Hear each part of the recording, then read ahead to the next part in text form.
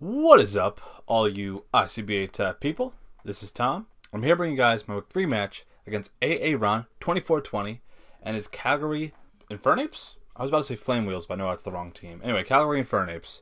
Again, this is going to be another divisional matchup against a very good friend of mine, someone who I'm sure a lot of you guys are aware of from the D-League, as well as, of course, being a GBA analyst, and someone who I have a lot of respect for, very good friends with, and someone whom I enjoy talking to and just kind of associating with on a regular basis. So, very thankful for Aaron and everything that he does in terms of being an analyst. He also very kindly has been recording my matches every single week, so thank you very much.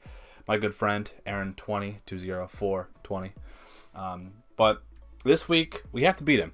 And that's my intention, and I believe that based on the matchup, this is not going to be an easy match, basically because a lot of his mons threaten my mons, and a lot of my mons threaten his mons, which is par for the course in terms of, you know, your league matchups. However, he and I both have very, stop plugs to each other's offense. Basically, whoever wall or walls go down first allows the other to just tear through the team. So in this case, like his Zydog, I have like -5 switches for. Coco, very hard to deal with. Even Mega B, also very hard to deal with. Very few options on my team in terms to check them. However, on his team, he really doesn't like Komo'o, he really doesn't like Genesect, and he really doesn't like things like Tornadus. Even Mega Metachan, in the case I ran like a sub bulk up set or something, could also be very threatening to him. Or even just like a baton pass bulk up set, I think was kind of considered. So, in other words, his team and my team in terms of our offense really pressures the other, assuming we don't have the proper checks to each other. So, his team, before we jump into it, he's going to have access to Tapu Koko, Ferrothorn, Tyranitar, Reuniclus, Snorlax, Cofaggus, Zydog, Almamola, Typhlosion, Mega Beedrill, and fucking Unmon Swadloon. His Z-Mons are going to be Tapu Koko, Tyranitar, and Typhlosion. I did 2 mocks for this match, and in the first one especially, you know, I did see this exact team, this exact 6 Mons. I don't know if they're going to be the same sets, but I am kind of familiar with what each did based on that team that I faced. However, Aaron seems a little bit weird because his team is extremely fast with the likes of Mega B, Koko, and Typhlosion, and then it fucking has 1 Mon at base 61, Tyranitar, and then it's just slow. Ferrothorn, Reuniclus, Snorlax, Cofaggus, Almamola, and Swadloon are all very, very slow. I mean, you have Mega B at base 145, you have Koko at 130, Typhlosion at 100, Zydog at 115, sorry I missed that one the first time, and then Tyranitar at 61. So this is going to make my speed tiers a bit weird, which I'll explain when I talk about my team. And this week, you guys will be getting a screenshot of the team right on the screen right here in a moment. But last week I don't want to do it because Matt, I'm not sure if he's going to make any changes. I know Aaron's going to make a lot of changes to his team, as he and I already discussed after the game. And then week 1, forfeit. So who the fuck cares, right? So my team for this week, all right, you see the 6 I'm bringing. Bring Genesect, Alolan Persian, Lantern, Tornadus, Komo'o, and Nidoqueen. So first we're going to go over my Genesect set. This is going to be a very bulky insect plate set because I want to just show that I'm just going to go for, this thing is basically going to go for U-turn a lot. I don't really want to bring it in against the likes of, you know, certain mons, and if there are certain resists that he has, I'd like to maybe bluff band, but still have the capability of just clicking U-turn and having that boosted, because things like Cofaggus, even Typhlosion, pretty much hard wall this Genesect specifically, and also it really doesn't have coverage for those types of mons anyway, so I figure, at least not like great coverage, but even then I just want to get pivot out and get initiative to get in my mons that would threaten those mons. So U-turn, Ironhead. Ironhead is there for Koko. U-turn is there for pivot in general, and also it threatens Reuniclus pretty hard. Ice Beam and Flamethrower. Flamethrower for Pharaoh, Ice Beam for Zydog. This thing is very bulky because, like I mentioned with the speed tiers, I am only outpacing a actually naive, no speed investment outpaces a Jolly Tyranitar by, I believe, like 8 points. So I'm kind of banking on that, and I'm going to run with that just because I know that I can just use it as my advantage. If I ran like a base, like a plus attack, plus special attack nature, Tyranitar would have the possibility to outspeed me. I don't really want to deal with that, so I figured a lot of HP, go with the speed nature, max attack for the U-turn damage, and we'll just run with that. So next up, we have Nidoqueen, very bulky. This is going to be a pretty much max HP, a little bit of speed, just to, you know, avoid speed creeping. a little special attack to ensure either a 2 KO or a full 1 KO for with Ice Beam Flamethrower. Again, respectively for Zydog and Ferrothorn. Stealth Rocks, that's an absolute must with this team. Not only just this week, just because I really don't want Mega B to come in for free. Coco, I want that 12%.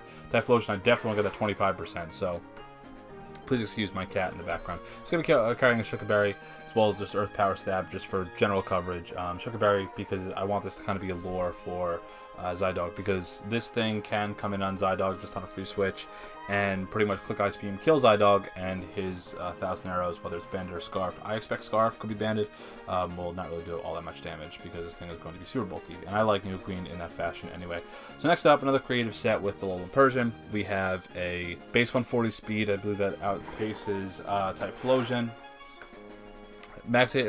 Max defense and a lot of HP investment to ensure that I can take a lot of hits from things like Cofagrigus. Mega B really fucking is just gonna blow me back. Same thing with like Coco with Dazzling Gleam. So this thing is pretty much just like kind of a defensive wall. Kind of just it's gonna stop Cofagrigus. But Snarl plus Icy Wind is actually kind of clutch. Taunt is there to shut down any sort of Combine bullshit from Milotics. Parting Shot is there to get initiative, but Snarl is nice because it does lower the special attack from things like Typhlosion, Tapu Koko, let's see, Cofagrigus and Reuniclus, and Icy Wind is there as a means to keep Zydog out. Basically, the first time I want this in, I want to click Icy Wind because I want to make sure that nothing comes in.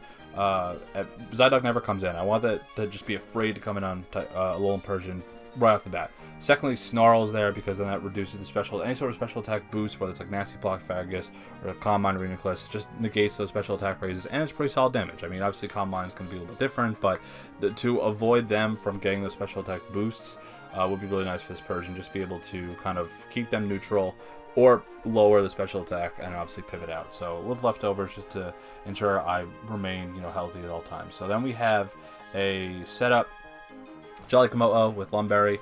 This was kind of a subset for things like Alamola or Cofagrigus because Shadow Ball is immune because bulletproof, and if he doesn't have coverage or if he tries to go for Willow, I could sub up, or if he does catch me and he does like burn me, I have the Lum as a get a gel free card. But D-Dance, Earthquake, Close Combat, perfect coverage for his team, assuming I can get rid of Cofagrigus and Reuniclus. So this thing can be a late game sweeper. I hope it does work out that way. It did work out that way in the mocks, but maybe it won't work out here. I believe Aaron's going to kind of hold on to Reuniclus and Cofagrigus as long as possible just to ensure this thing doesn't. Because at +1, I can outspeed Mega B, knock it out with Earthquake. Same with Coco, same with Zydog with just Close Combat in general because it's not bulky whatsoever.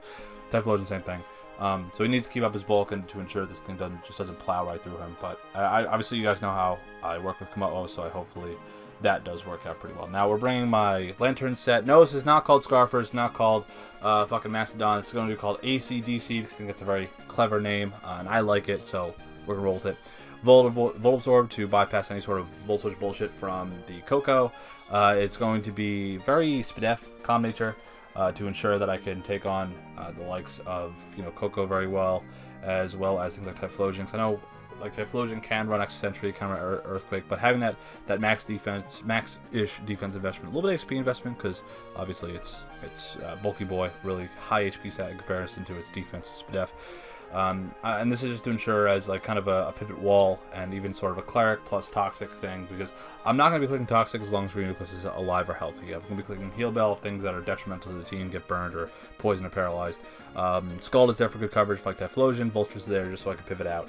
And there's no way he's bringing Zydog against this, especially with the likelihood of me carrying Scald. So that is this Lantern. I hope it did work out well in my mock, especially for stopping Typhlosion. But it's also there to, I can pretty easily come in on anything else, things like Alamola especially, if it did come. And then finally we have Scarf Tornadoes, and this is there just to kind of surprise things like Coco. It's there to outpace like a Scarf Zydog. That's pretty much the main reason I brought this. Modest ensures I still can outspeed, or actually it's modest because it ups my damage output for the likelihood to kill things, especially like Air Slash to Zydog, because if he is Scarf Zydog, there's no fucking way that 1,000 arrows does, I think, over 50%. So he can't even 2 KO me, and as long as I hit an Air Slash, I pretty much knock him out, or close to it with Rocks Up. Sludge Wave is there to get a surprise KO on Coco. U-Turn is there for pivot, and Defog is there in a pinch because I really don't want Rocks Up on my side. I like to keep Rocks Up on his side and have Rocks Up avoided on my side. So now, with all that bullshit away, 10 minutes, I will add a timestamp to this because I want to, if you guys aren't interested in Team Builder, so be it. But, you know, max special attack, max speed-ish, a little bit bulky. It's Tornadus. You guys know what this thing does. So, all right. Looking at his team, we see that he brings Cophagus, Reuniclus, Zydog, Typhlosion, Coco, and Mega B. Again, not surprised at any of these. I think there are options that he could have brought with things like Ferrothorn, Tyranitar, you had Snorlax, and fucking Unmon's Waldoons, and Alamola. If Alamola was there, I could set up with Komo. If Ferrothorn was there, I think that maybe things like Genesect, even Nidoqueen had a little bit more opportunity to open up his team. But I like the team that they brought. Most of these, I think that it gives him the best opportunity to win. And hopefully it does work out for him. Now, in my mocks, I was 100% going to lead off with Genesect every single time because it provided me the best opportunity to see what he's going to lead off with. If he leads off with B, I could hard switch out into something like Tornadus. If he leads off with Coco, I think he'd probably try and like Volt Switch, and I really would just probably go right into Nidoqueen hard, expecting like a U-turn or Dazzling Gleam or Volt Switch or anything. Reuniclus, he's not going to leave with that. Typhlosion, again, I'd hard switch out into Lantern. Don't really see why you lead off with Zydog and lead off with Cophagus. I guess I can go right out into Persian. So that's kind of my game plan. Go leading off right into the match. So I'm gonna lead off with Genesect. Good luck to Aaron. Hopefully this is a good match for both of us. So we'll see. I'm gonna lead off with Genesect as he leads off with his Cophagus. Now this is kind of what I was thinking of. This allows me to pivot out and ensure that I could just keep momentum on my side and ensure that I can. Obviously, U-turn's not going to do that much because this Cophagus, as we see, as I click U-turn, this is going to be boosted by the Insect Plate. It's going to be max attack, but it's not going to do all that much. So, but it does put him.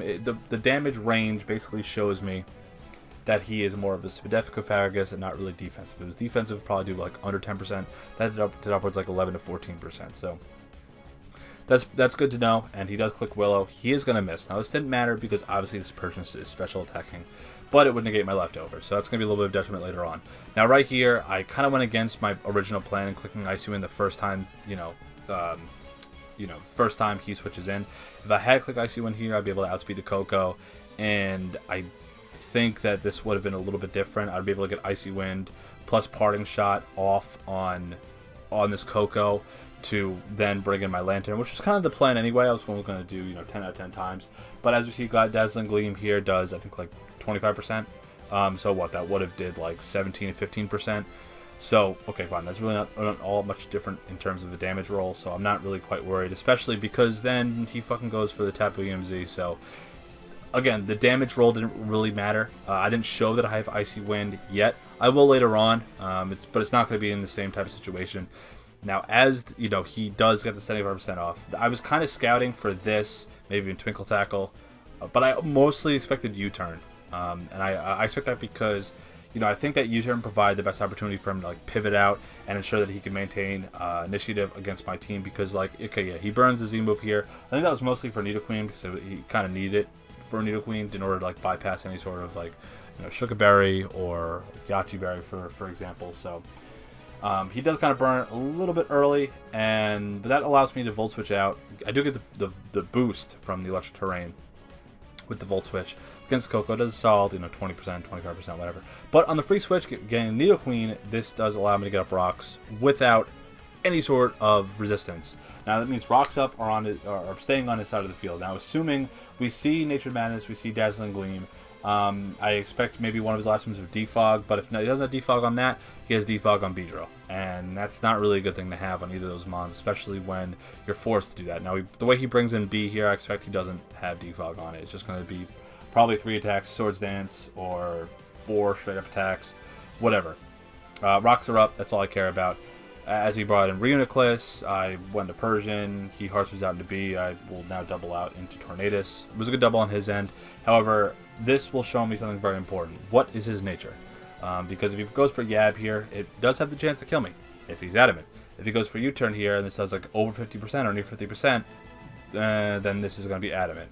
It does a closer roll to like adamant. If it was Jolly, it would have like 25%, especially the adaptability boost. But I see here that he's adamant, which means that Tornadus is still not going to be able to I mean, I got to outpace him because I am a Scarf variant, but it's smart for him going adamant because that damage output is going to be way different. Now, I do catch him right here with the Sludge Wave, and I could have hyped this up a bit more, but I was clicking Sludge Wave regardless. I didn't really see a lot that he could have switched into because, Cophagus, I'm modest, would do a lot of damage, even if he is Spadef, whatever.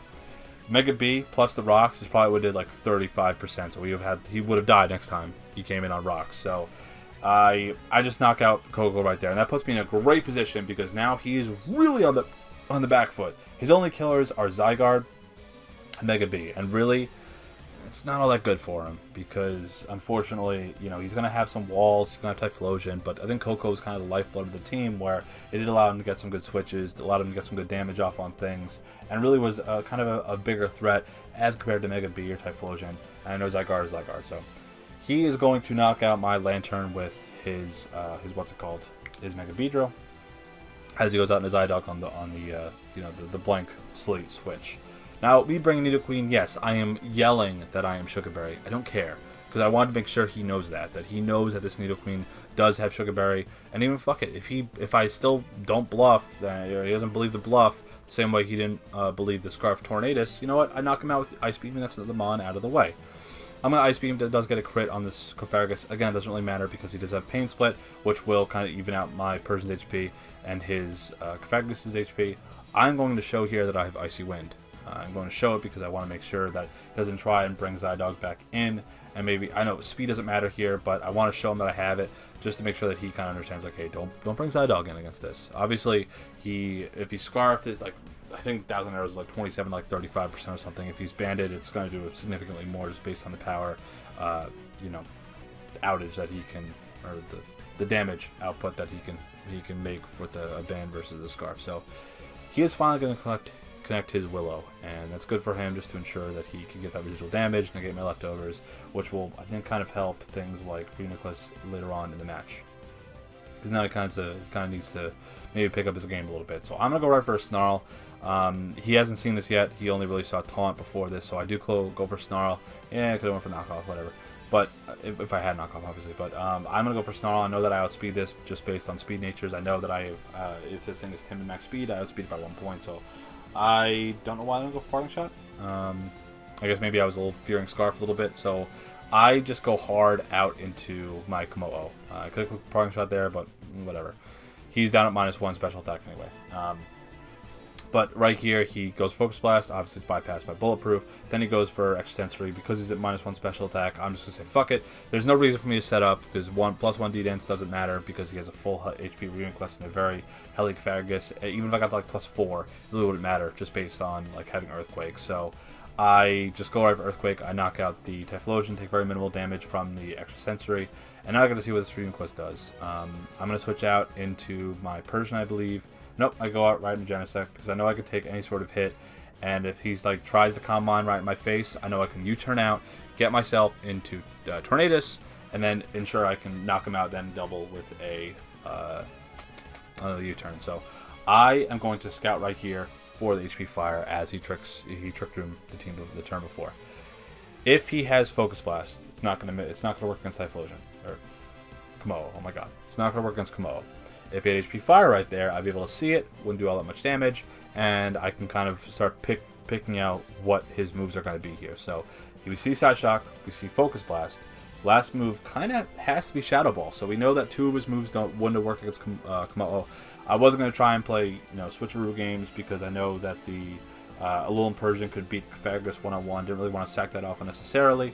I know I could live I assume Life Orb, Quiet, Trick Room, Reuniclus. I could live 1 Focus Blast. It would have did like upwards like 94% max, assuming he didn't crit me. He does unfortunately miss as I U-turn out. Get some really solid damage. And this allows me to get into my Tornadus. I can take a Psy Shock. If he had something like T-Bolt in the back, I don't think it would have done as much damage as the Psy Shock would have, just based on the stab. So I'm going to go again for U-turn. I'm going to get that Regenerator back up. I actually don't kill him. This means that he probably has some significant defense and or HP investment based on his special attack investment. So that's good on him. This does kind of allow me to get into my Genesect. I believe if he had like no bulk investment, I would have knocked him out with the U-turn there. But this just allows me to bypass all the Trick Room turns and knock him out with the U-turn with Genesect. This is going to put me, I believe, back into Tornadus. And again, that kind of lets me get up some more Regenerator in terms of my HP, just because of all the damage I took with the Psy Shock and the U-turn from the Mega Beedrill earlier. Now, I kind of make a mistake here. I say that because I do end up clicking U-turn. I should just hard switched. The damage on Cofaggus really didn't fucking matter because I already saw Pain Split, and of course Mummy activates, which then means that I don't get the Regenerator HP next time I'm coming in. So I'll stay at like 186 HP, I believe. It doesn't show the HP bar, but I'll stay at 186 HP for the next time I come in. So that was kind of, again, like I'm making these little mistakes. I made some last week when I had lost against Matt, but even in week 1. But you know what? Last time I played a league match was like May or April or something, so it's been a while. I'm gonna go into my Persian here. I click Icy Wind the first time around just to see some damage here, as he is going to go for Shadow Ball, I believe.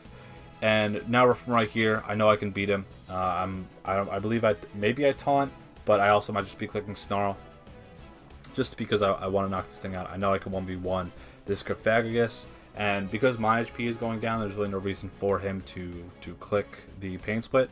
I'm going to click Snarl. I'm going to make sure that his special attack drops, little by little.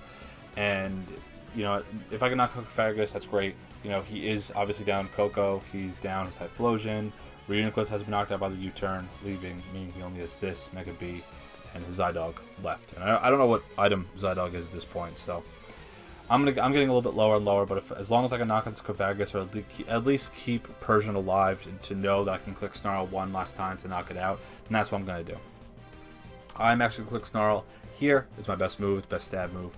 And there's no chance I was clicking Icy Wind because I know the damage output wasn't really there, and I really wasn't interested in doing any of that.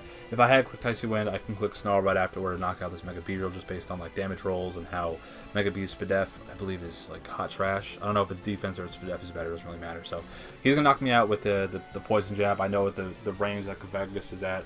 I can knock it out with, I have Ice Beam Flamethrower on Genesect, I have, Air Slash on Tornadus, and Nidoqueen is still alive to click Earth Power and knock it out. So I'm just going to click Air Slash here. I'm going to knock out the Mega Beedrill. It can't come back in based on rocks, and I really don't think he wants to sacrifice this to rocks damage if he really doesn't need to. Nothing is really dependent on coming in and then switching out or having a free switch. So he's going to go into Zydog here. My best bet here is, in case he's like a D-Dance set, just fucking click Air Slash. I don't think he is. Yes, I think Scarf or something like Band is a little bit better. He does tell me afterward that he is choice banded. I say that now because I unfortunately flinch him. It was not my plan. I swear to God, it was not my plan. I just wanted to click Air Slash as my best play, did the most amount of damage. This means he does switch. He clicked Outrage, I believe.